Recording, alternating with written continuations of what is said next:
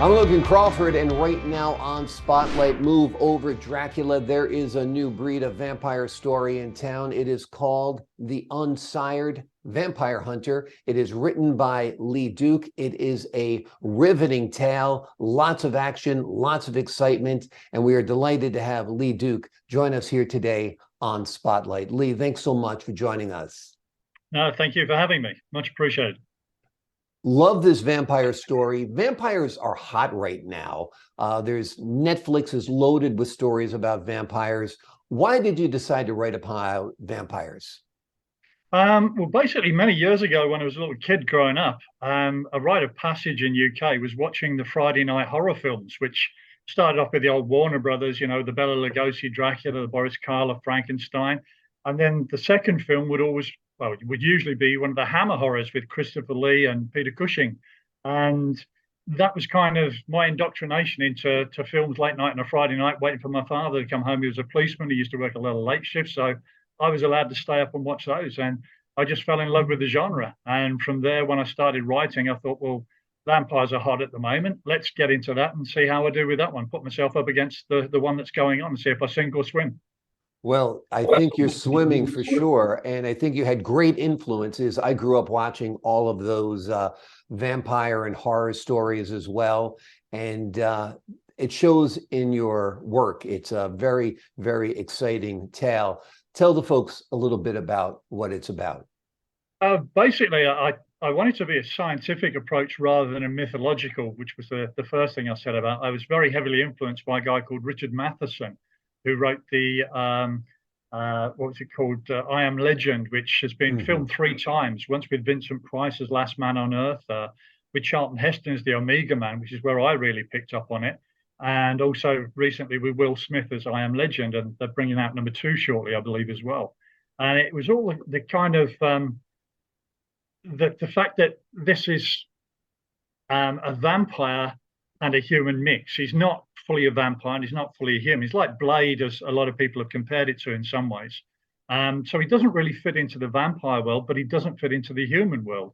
Both sides would kind of fear him and be against him. And he's kind of stuck in the middle. So his job, as he set himself up, is to actually rescue humans from vampires.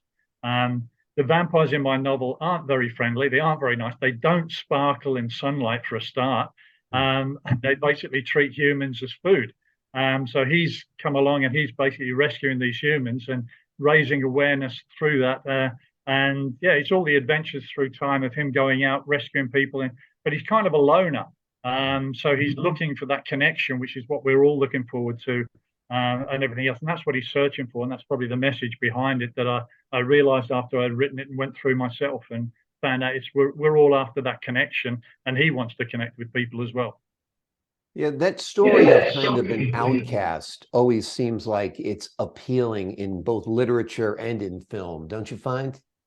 Yeah, well, as well as that, I didn't want to make him like the super uber, can do everything, hasn't got any weaknesses. So I've actually made sure that he, although he is half vampire, half human, he's quite strong and everything else. He doesn't have the vampire's longevity. He actually ages, but 30 years to one. So where we turn and take 1 year of growth, he'll take him 30 years to age the same way. So he does get older and everything else. And that's one of the things within there. And he does get injured as well. So he doesn't heal like a vampire. So that was interesting to start playing around with those little bits within the genre. I think that makes for an interesting character because, some people are critical of Superman as a hero, for example, because he's indestructible. And that's why they prefer like Marvel characters, because they're neurotic, they have frailties just like us human beings. Well, I have to agree. I mean, I grew up on Marvel. I had the choice between Marvel and DC really back in the UK, and I was very much Marvel. And Stan Lee's probably one of my major influences. And certainly the Spider-Man character and the fact that everything he did for good and everything, but he still had all the world come down on him and everything else. So yeah, I do identify very much with that from where I grew up and where I started reading myself. Absolutely. I read both. I was a big George Reeves fan, so I love the adventures of Superman. So I read a lot of Superman comic books, but I read some Marvel stuff as well, particularly Spider-Man. Now, you're a visual guy. You're influenced by movies and film. If you were to make this a movie, who would you cast? Good question. The guy who actually he starred in a vampire series I saw. There's only one series, and he's actually in the remake of Hawaii Five-O. He's the guy playing the lead character. I can't remember his name now, but I actually turned and envisaged when I was writing the actual stories. He was the guy I envisaged taking on the role. Yeah, there's probably a couple of other actors that I would turn. Yeah, it's actually probably a really good question I hadn't thought of before. But I know the director I want for it would be Tarantino, because I'm going backwards and forwards with the thing with some of the fact that I use like storytelling to jump backwards and forwards within the ages and everything else. So definitely Tarantino would be the director I'd want for it. But I think pretty much Tarantino brings his own crew with him, that he's got so many actors and actresses that work within his actual field. So I think he'd bring his own team along. Absolutely. Absolutely. Tell me a little bit about your writing style. It's very unique. It's very vivid. Is this something you've been doing for a while? Have you written other books? I've messed about quite a long time, and then suddenly decide, okay, it's time to actually start writing, which is where I concentrate on one. I've got about 7 or 8 other ideas. I've written a couple of short film screenplays. Basically, one of the guys I used to work with came up to me and said, "Oh, I hear you're a bit of a writer." I said, "Yeah." And he said, "Well, I've got an idea for a film that I want to turn around and make." I told him I'm a videographer. I said, "Okay, what's the idea?" And he said, 4 guys in a car about to go and rob a bank. I said, "Yeah." And he said, "That's it." So 4 days later, I gave him a script, which he loved. Wow. And then everyone else in the theatre, because I used to be a radiographer and I was working in the operating theatre at the time. This is where the guy worked. And he showed all the other people who got to play the parts and everything else. And there's this one guy covered in tattoos, big burly guy that, carried the stretchers around in front of the porters. And he was going to play the leader of the gang. And he was reading the script all the way through and he was loving it. Was telling me, "Oh, this is really good. I can identify with it." And he, of course, got to the last page and he turned over the last page and started reading it. And there's a big twist in the end. And he just threw the thing down and he was like, "Where is he? I'll kill him." So I've stayed away from it ever since. But there's a bit of a twist in the end on that one. But yeah, it's short film screenplays. I'm writing a couple of other screenplays. I find it's easy. I've got ideas coming in all over the place all the time. So I try and write bits and pieces down. I've got a book by the side of my bed so I can, if I wake up in the night, I'll start writing ideas. The computer's great because you can put things down and you can come back to it and go away from it and everything else. How people used to write on typewriters all those years ago, I have no idea, because I go back, I just splurge and blurb everything down, and then I go back and fix it all up and put it into some kind of legible order.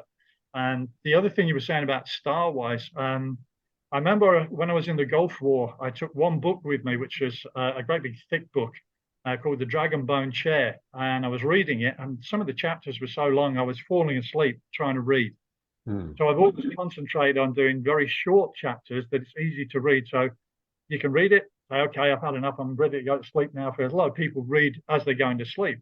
And it's just something I picked up on. And some of my friends have actually said that they really appreciate the fact that if they're awake and they want to read another chapter, they can. But otherwise, having short chapters, it was great for them that they could just read one and go, "Okay, I've read one, put book down and go to sleep."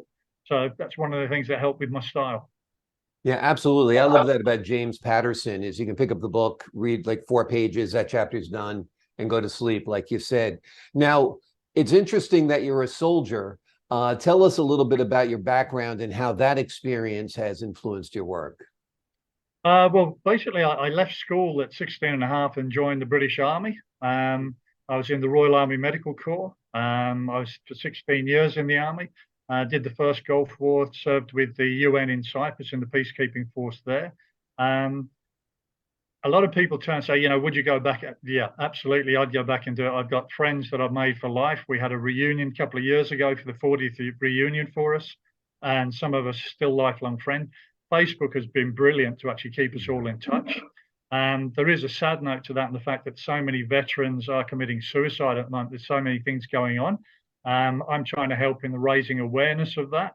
I work with the Currumbin RSL, which is a place over here in Australia that's shown around the world with the Anzac Day service. And I I have the honor of being the parade commander for that, and I'm also head of security. So I'm walking around with people talking in my ear the whole time while I'm shouting at people for not marching in step and stuff. But yeah, I'm very much forces orientated. It's still in my bearing and my standing and everything else that I do. It's part of me. Because I was a medic and a radiographer, I got very involved, obviously, with lots of bits and pieces within medicine, which is where some of my writing, again, the descriptive parts of some of the neck fractures when he's, taking people on and everything else, I'm very detailed in that purely because that's my genre. That's what I've known the whole of my working life. So yeah, it's kind of influenced a lot in my writing as well. That's wonderful. You are quite a Renaissance man, soldier, medic, author. You've accomplished a lot. You've written a wonderful tale here. So congratulations. Who is your first reader? When you write something like this, who do you send it to? I've got a couple of friends who actually do the proofreading for me. One lovely lady up in Cairns, one of my best friends who I joined the army with his brother. And then 3 years later, I went and met him at the station and we become lifelong friends and we rely on each other and everything else. And he's over in Perth. And he was the guy who actually turned around and came back to me and said, that's some great sex tips in that book. I was like, what? And he turned, I didn't realize that he didn't know one of the things I'd written as a technique to turn around and I won't go into any more details, but a couple of people have picked up on it now. So I've been told I should write a sex book. That's very, very funny. Well, you've got good friends when they'll read your drafts because people will read it after it's published. That's one thing, but to send them a manuscript that you're compiled, print out pages, or sending them a PDF, for them to read that, that's a good loyalty test for sure. It is, and it's been good to have some good feedback as well. Now, I'm in a couple of social groups over here, which I help organize bits and pieces to and everything else, trying to help people connect, basically, because there's so many lonely people, even on the Gold Coast, and we found from there that a lot of people have read my book within there, and I've got some great feedback from them. So that's been encouraging as well, which has helped me start, get stuck into number 2 and 3.